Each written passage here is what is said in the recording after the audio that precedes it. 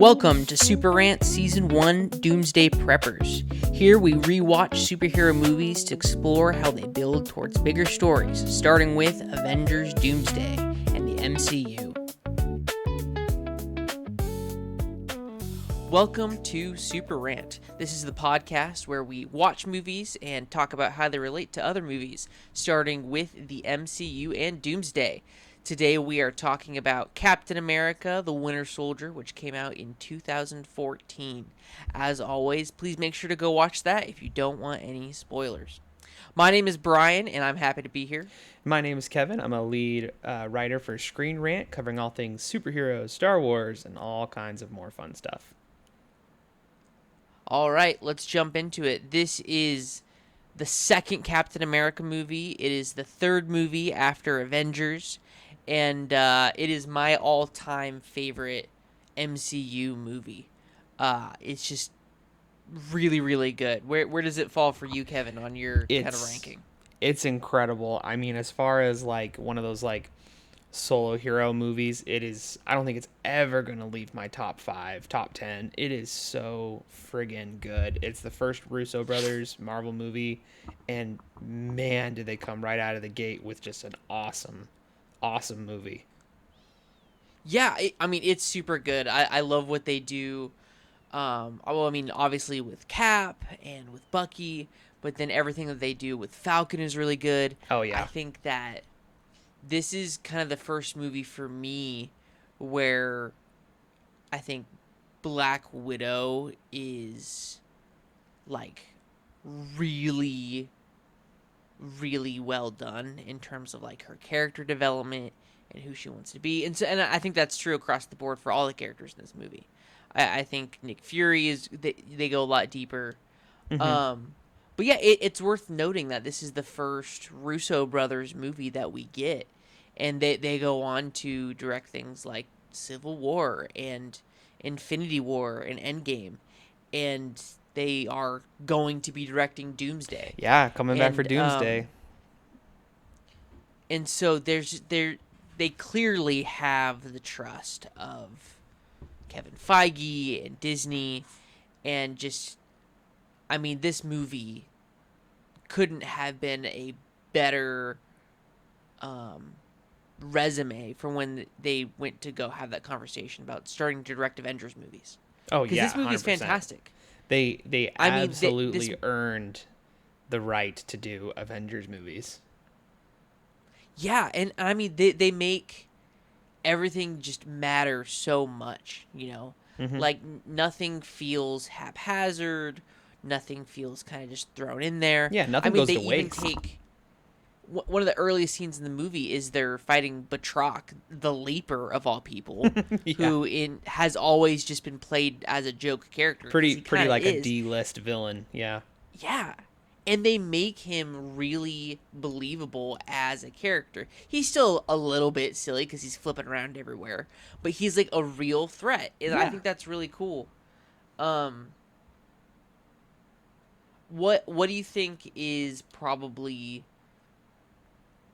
the strongest part of this movie?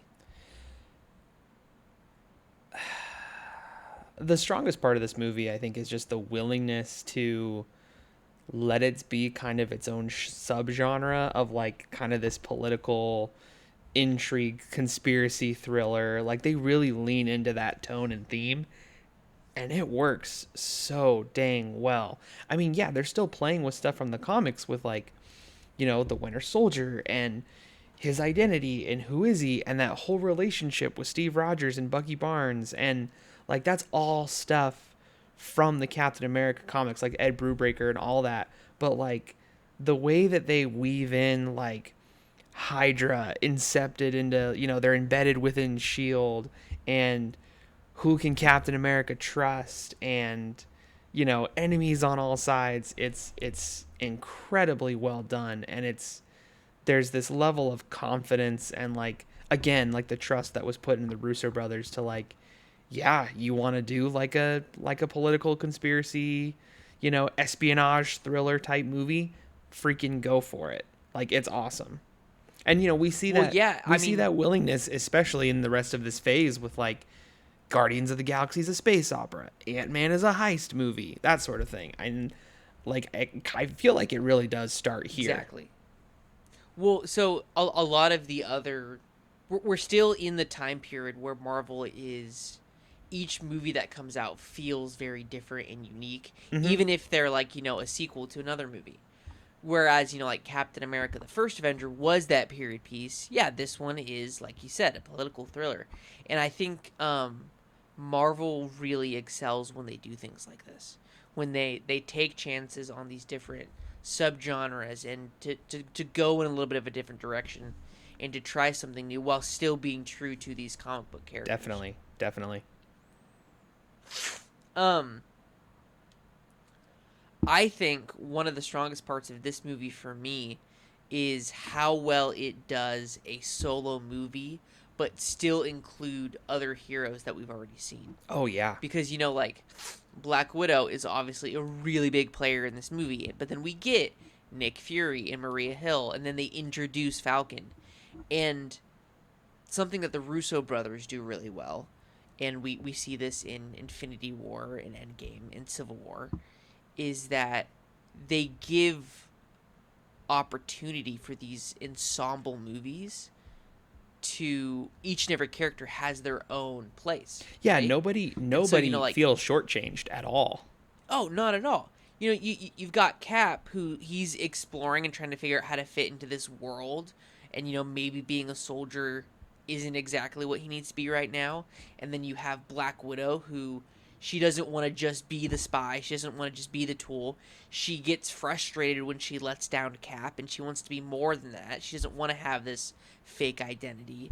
You've got Nick Fury, who is being challenged by, man, maybe this project that I put a lot of effort into, maybe this isn't the route to go. You've got Falcon, who he's, working down at the VA, and he's got experience on, with this pararescue stuff, and he's been out of the game for a while, but hey, maybe he's going to get brought back in. Maybe the place that he can do the most good is with Captain America and with Black Widow and all those people. Yeah, I mean, he's given the chance to work alongside Captain America, and he takes it. It's awesome. Yeah. And then that, that eventually leads to him being put in jail after the events of Civil War, and then becoming Captain America in his own right. And that's just really interesting. But my point is, and what I'm getting to here, to bring it back into the larger scope of the MCU, the Russo brothers directing Doomsday. I mean, I have a lot of faith in what they have the ability to do, and they've got lots of new I characters in mean, play. yeah, They've got this they new haven't team missed of yet. Avengers. You've got the Fantastic Four at play. You're bringing in Namor in an ensemble movie for the first time. Yeah. You've got new characters like Shang-Chi. He hasn't been in an Thunderbolts. Yeah, Avengers yeah. movie yet. And and then we're bringing all the X-Men in Oh too, my gosh, and there's it's that. gonna be And so so rad. it's, I mean, in terms of the characters to play with, there's even more than there were in Endgame. Mm-hmm. No, for sure. But I mean, they've proven themselves time and time again. And so this movie, I think, is a good reminder that the MCU is in good hands. Yeah, yeah. I have no doubt, like, again, the Russos have yet to miss, and I don't think they're gonna miss here. Like, I love the fact that when they were initially approached, they said no, and then they had a whole conversation with their writers a few days later, and they were like, wait a second, we have a story, we think we have a way in. And then they came back to Marvel and said, yeah, we'll do it. Like, it wasn't just like, oh yeah, sure, we'll figure it out. It's like, we're not doing this until the idea, there's a good reason to to do it, and to bring back characters like Robert Downey Jr. and Chris Evans and make it worthwhile. It's gonna be worthwhile. And I see similar movement from the DC with James Gunn. Mm-hmm. Like his whole thing has been, we want to tell stories that are worth telling. Yeah. We don't want to just tell them because we have to. Yeah, yeah. And I And love like the James that's Gunn the way thing to of do like, a good movie, man. yeah, You gotta have the passion behind it. agreed. And I love the James Gunn thing with the DC side of things of like, he's been very adamant at starting this whole universe is like, it doesn't matter if the movie was on the schedule. Like, if the script is not done, we are going to have a finished script before we start filming, which is something that Marvel doesn't do, and they're constantly, rewriting and changing the third act and tweaking things as they film. And there's pros and cons to that, but I think there's some definite pros to like having full faith in your finished script. I'd be interested to see if that's something that maybe Marvel Studios starts doing more often heading into like as we close out the multiverse saga and heading into the future. But anyways, Yeah. To bring it back into this movie, mm, um, you know, coming up here pretty soon, we've got Age of Ultron, yeah, and um, this movie still is kind of dealing with some of the stuff that happened in Avengers, but not quite as much. mm-hmm. It's kind of more isolated as opposed to like the last two movies that we've watched, being Thor: Dark World and Iron Man 3. And so, how do you think this movie does as kind of a bridge between Avengers and then Avengers: Age of Ultron? Yeah. I mean, I think for Winter Soldier, it's very much like, okay, so they're doing Project Insight, right? They've got those 3 helicarriers. They've got this idea to take out threats before they become threats. And I think that's all just very indicative of Shield wants to up its game because the threats facing the world have risen as well, you know?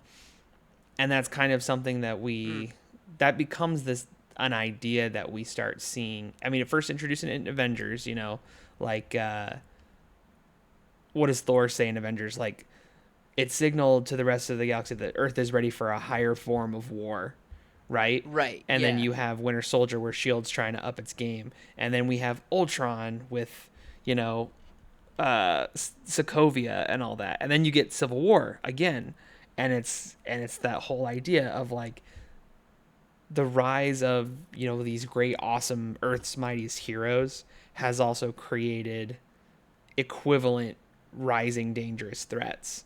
And I think that idea really, is a central theme in Winter Soldier. Um, Mm, and how that idea of security can easily get corrupted. Like, that desire for security can get rid of freedom. And that's how you get things like Hydra taking over, and the desire for security becomes so strong that it becomes secret subjugation. right. Well, and then Tony is desiring that kind of a similar security to Mm-hmm. protect the world, and Yeah. so that's why eventually Ultron is created. Yeah. And Well, I think a it big all thing, leads to that great final Captain America speech in Winter Soldier, the price of freedom is high, but it's a price I'm right? willing to pay. It's so good. I think a big part of it too is I think the arc that Cap has in this movie is really important to where we end up in Age of Ultron, Mm-hmm. because in Avengers he's oh I gotta get back into the world, and then he does, but then in Winter Soldier it's all about like, okay, well, he has that he's talking with Falcon, right, and he's saying, I thought I could just go back to being a soldier, but it's not the same. Yeah. I thought I could just jump back in. And then he has all this stuff about like, man, we're taking away people's freedom because we're the punishment coming after the crime, all that stuff that he talks about with Fury. Right. And so he gets to the point where he realizes that maybe Shield isn't it, and then obviously it doesn't become it because they dismantle it because of Hydra. Mm-hmm. So we go into Age of Ultron, and the threat of Hydra is still out there.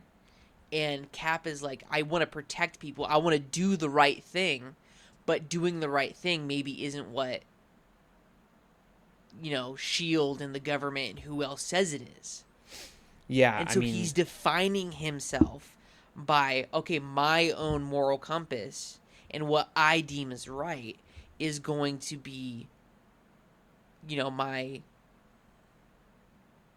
like, the it's going to be the thing that I point myself towards. Yeah. It's going to be the thing that I define myself by. Yeah. And so After we Winter see Soldier, that he definitely gets a lot in more of that Civil moral War because confidence. he clashes with Tony over that. Yes. Yes. And then we see it again in Infinity War and in Endgame. You know, like I'm always going to do what's right no matter the cost. Mm-hmm. And so this movie, I think if you were to really just like shave away movies and be super brutal about which ones you watch and don't watch, I think this one is one that you have to keep. And I know people talk about this movie, and I'm one of them, right? Maybe we give it too much credit. But on the other hand, maybe we don't.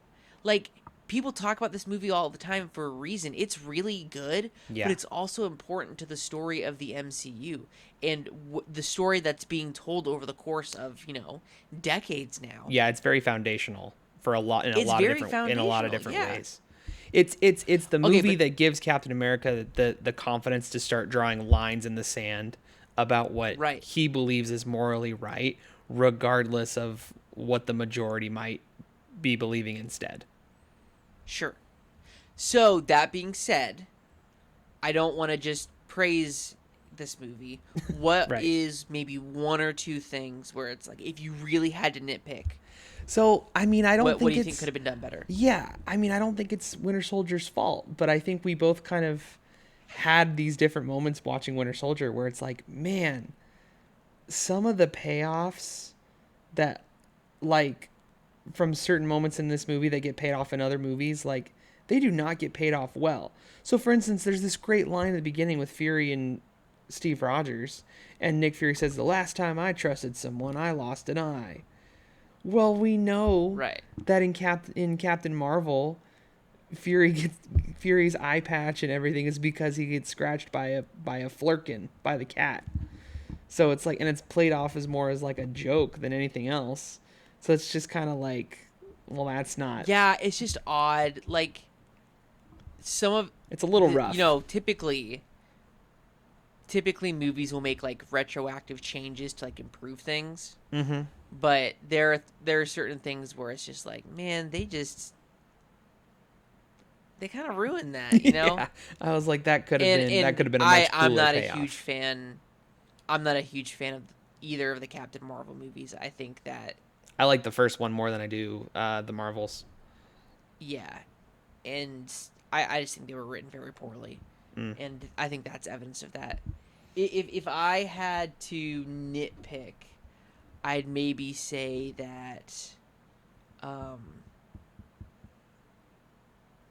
maybe they spend not enough time with him in his original costume that he has at the beginning of the movie. With Steve Rogers. So like Yeah. like the blue with like the silver. It's a great That costume. costume is really good, and I just don't think we see it enough. No, I'm glad they brought it back for at least the first part of Endgame.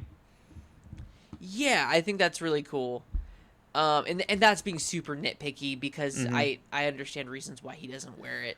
You know, he's wearing it when he goes on the run, and so he has to ditch it because it probably has trackers in it. Yeah. But it's just like, okay, yeah.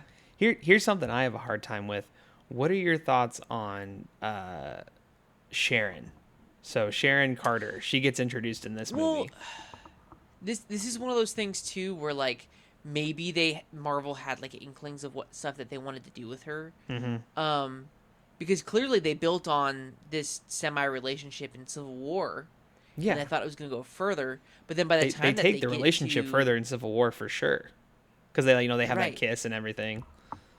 But then in Endgame, when Cap goes back in time to stay with Peggy, then all of a sudden this relationship is abandoned, and her character is really dependent on her relationship with Cap. Yeah. And so clearly they didn't know like what to do with her. Yeah, and then I don't And like they- what they I made don't like what they her- landed on with Falcon Winter Soldier at all, with her making her the power broker. Yeah, and like making her like some sort of bad guy, and then we still haven't gotten the payoff to fully see what that's up to. Yeah. So that's a little bit rough. It's kind of falling But apart. obviously, overall, this movie is so good. Yeah, Like it the really music is awesome. I love the filmography. The writing is top notch. The acting is great. I Some love of the the way coolest some of the coolest fighting choreography ever. Like with Bucky and Oh, Steve's totally. fight. Oh my Yeah. gosh. Both I love fights. what they do with Zola and making him be, this digital computer with Oh the yeah. the huge servers downstairs. Like that's so cool. Like What way to better make another way silly to character make pretty serious. yeah, to make him realistic, cuz like in the comics it's like he's a giant screen on the torso of a robot body. What cooler way than to just make him this giant living server farm They made him that's so cool. alive. Oh my gosh, it's he's Man, so cool. this movie for me is just always going to be one of the greatest. I mean, there's not another movie I saw more times in theaters than this movie. Yeah, I it's saw this so movie. good. I saw this movie 14 times in theaters. Yeah. And what makes beyond this movie, what makes Winter Soldier even better? Agents of Shield. Oh, well, yeah, that's the thing. So at the Yeah. time, right, if you don't know this, let me lay it down for you real quick. So at the time, right after the Avengers movie came out, they had started the Agents of S.H.I.E.L.D. show, which Agents of S.H.I.E.L.D. has its ups and its downs, it has good seasons, it has bad seasons. The last few may or may not be canon. But at the time, right, this was season 1 of S.H.I.E.L.D., and anytime that they had done a movie, they would like kind of reference it in the Mm-hmm. show a little bit. But then the episode following the release of this movie was amazing because like half of the characters that they had introduced ended up being Hydra agents. Yeah, And it like a was. main primary character ended Yeah. up being Hydra. And Like what happens? What the happens to your first show? trailer, the Yeah, first keep going. trailer for this show, like the main character in that trailer ended up being Hydra. Yeah, it's crazy. And it's like, what And happens like to your that's so show called crazy. It's Agents so of cool. Shield? What happens to your show called Agents of Shield when when Captain America dismantles Shield? Oh, The way that they dealt with it's that like was incredible. But so it was cool. crazy because you literally had the episode before the Winter Soldier released was like a prologue. It was a legitimate prologue. Something's happening on the Lemurian Star. We go Yeah. to Winter Soldier and the first mission is on the Lemurian Star, the ship, right? And then this So episode cool. the week after is this incredible epilogue where we find out which of our favorite characters from this first season ended up being Hydra. Oh my gosh, it's Oh, crazy. I love So it. good. So we are not watching Shield as a part of No. this podcast, That'd be too but I nuts. encourage you. At least like the first 3 or 4 seasons are pretty Definitely the solid, first 4 seasons. Season 4 is I and think my so favorite. go watch it. It's a good time. It falls apart a little bit, as a lot of TV shows You do, won't regret it. but it's a good time. Anyways, that's where we'll call it for the movie stuff. News. Let's hit it. Yeah, we're going to talk about really just one thing for this episode because at the time of Well, and recording, yeah. what? Hit me. Well, I know what we're going to talk about because it's probably the most important news to this podcast. Yeah. So at CinemaCon just happened. Disney just had their panel, and they went big for Avengers: Doomsday. They released an exclusive trailer. I had some coworkers who were there, and I'm just gonna read the description really quick.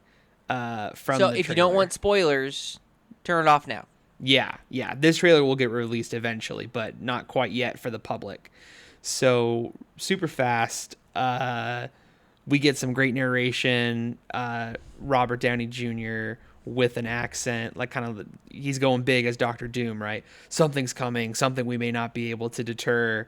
Professor Xavier sees flames from the sky outside the Xavier School, looking scared. We see Doom with his hood and his mask. New Avengers Tower. They've got the new A logo. It's got 3 spires. We've got the Fantastic Four, and they're meeting Bucky and Ant-Man and Sam Wilson's Captain America. The new Avengers. They're all in that building.